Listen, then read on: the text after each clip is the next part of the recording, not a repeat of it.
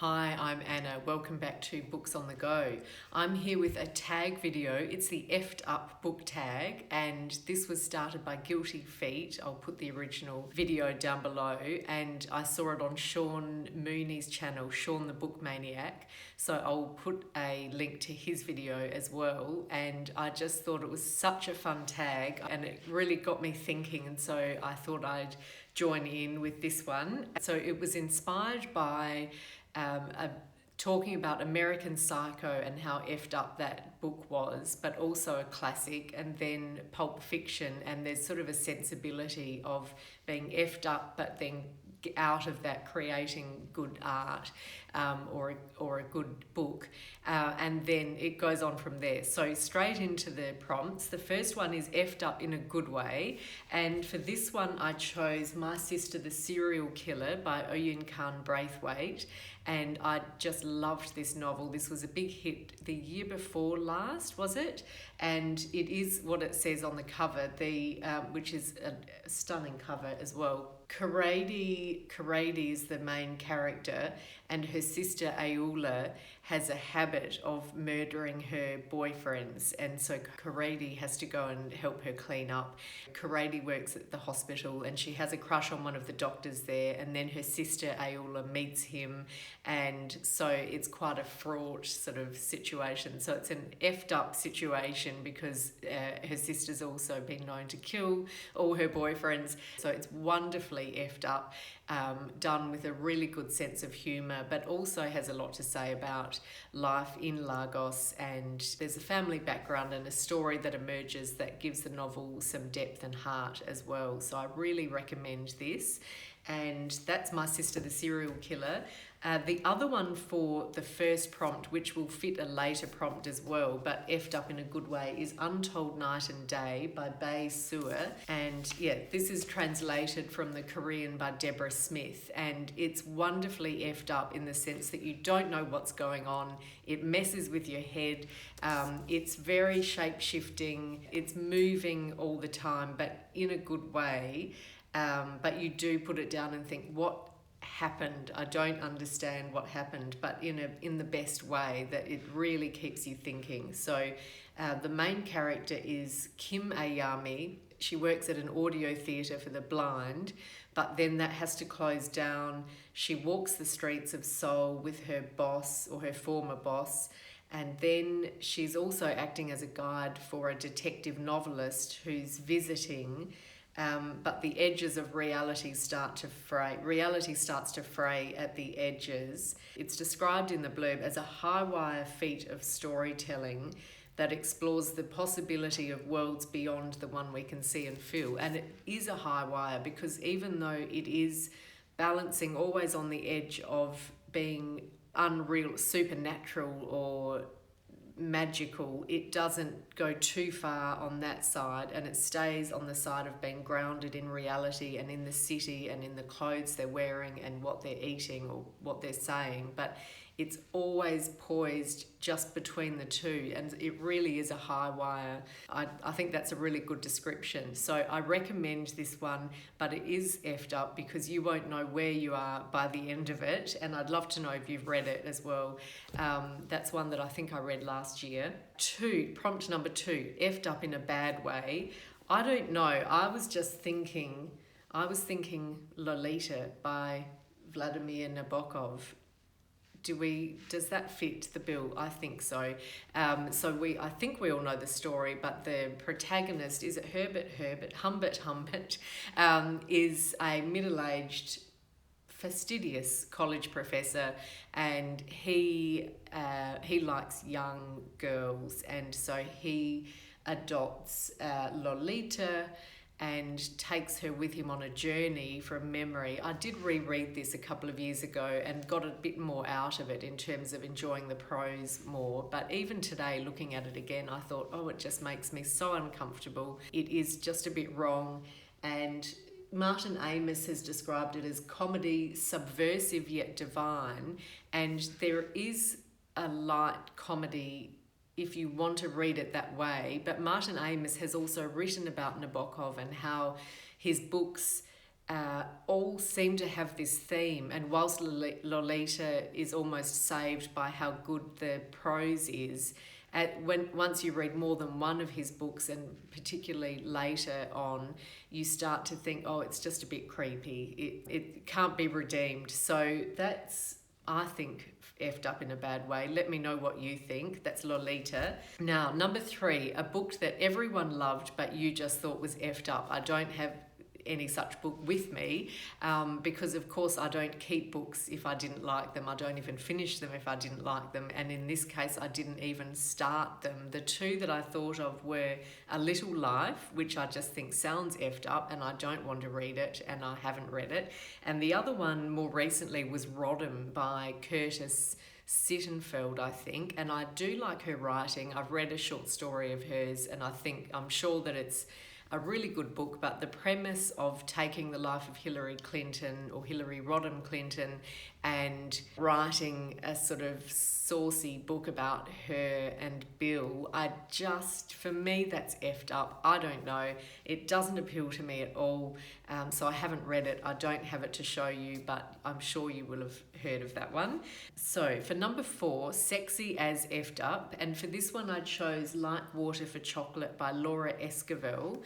And it's translated from the Spanish, I think, by Carol Christensen and Thomas Christensen. And it's a really interesting, charming book set in Mexico, and it's an all-female family, and Tita, who's the youngest, I think, the youngest daughter, has been told she can't marry and she has to stay at home and look after her mother until her mother dies. But she's in love with Pedro, and Pedro's in love with her. So what he does, I think that this is on the blurb, I don't think it's a spoiler, is he then marries her sister, Rosaura,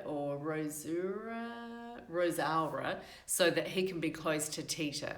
And what's a bit effed up about this book is that there's a lot of cooking in it, and each chapter begins with a recipe, and Tita's cooking, but she can inject emotions into the dishes that she makes, and they can affect the people who eat them. And so one dish that she makes with lots of rose petals makes everybody fall in love with each other. Another one makes people unwell. I think there are some deaths that occur.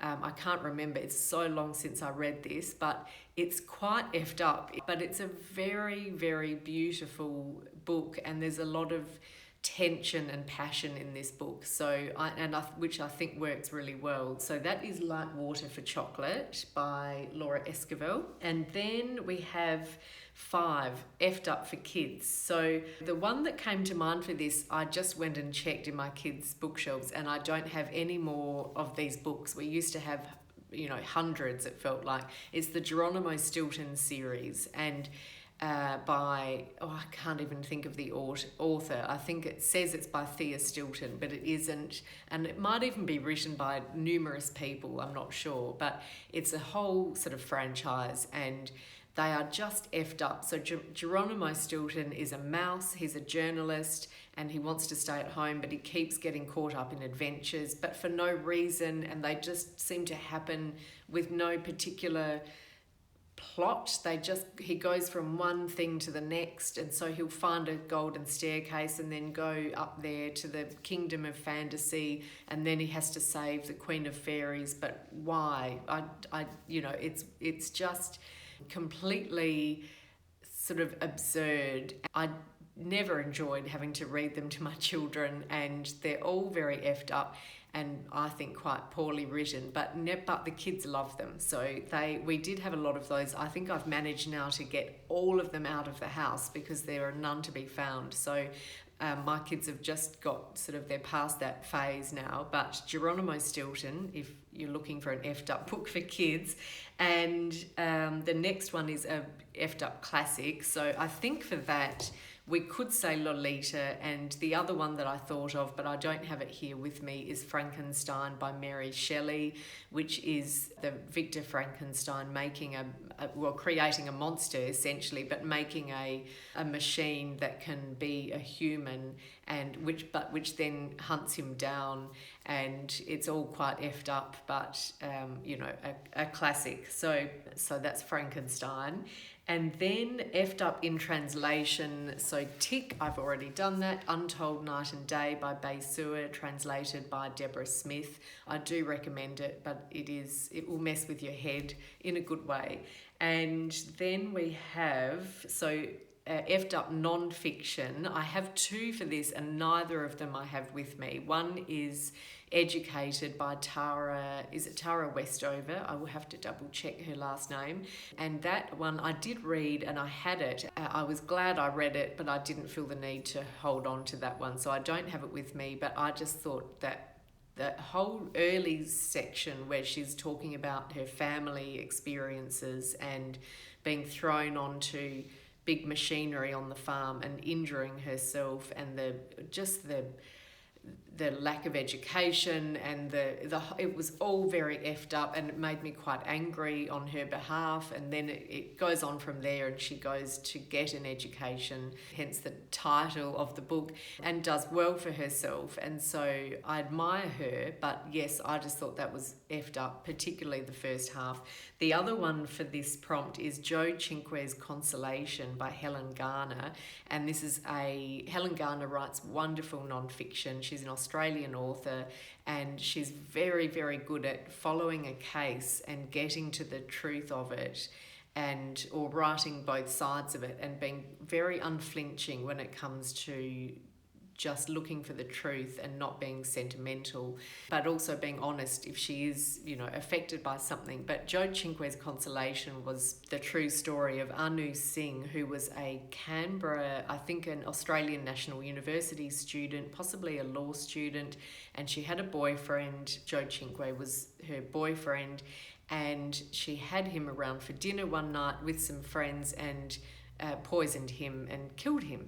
And so it's very effed up, but a really interesting book that I read a long, long time ago. We did it for our Adelaide Book Club, so I can't remember any more of the details, but it's such a vivid memory of her with this dinner party. And yeah, I still can't even remember why she did it.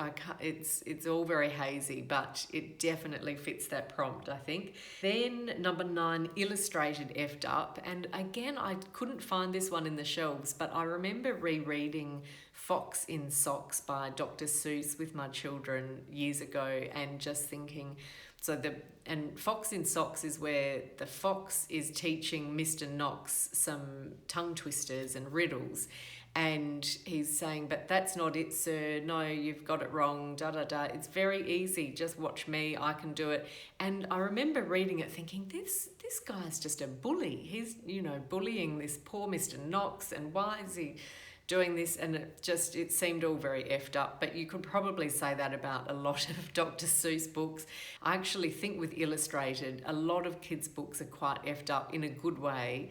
There's one that my son has that's called There's a Hippopotamus on Our Roof Eating Cake. I mean, just the title. There's some really wonderfully effed up kids' books, but the Fox in Socks, I just thought, I don't know how I feel about that one now. And then number 10 is the A Little Life Effed Up. So this is the misery porn, the book that's just relentlessly effed up to remind you how miserable the world is.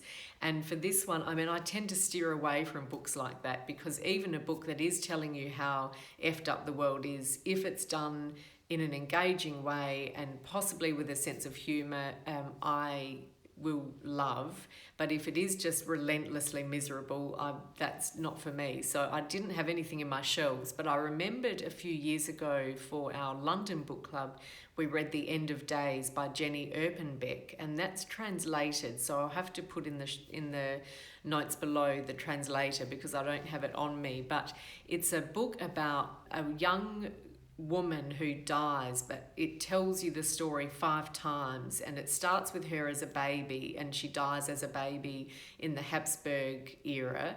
And then it's sort of the next story is, but what if she lived and then she was a young girl and then she died as a teenage girl in Vienna, and then, but what if she hadn't died then and she grew up to da da da, and it goes on like that. And each time she dies, and it's very bleak. And I remember reading it and just thinking, and it's really well written, and a lot of people have raved about the end of days, but I remember just thinking, oh, it's really bleak, and then it's still bleak, and then the next chapter it's still bleak, and I felt as if it was relentless.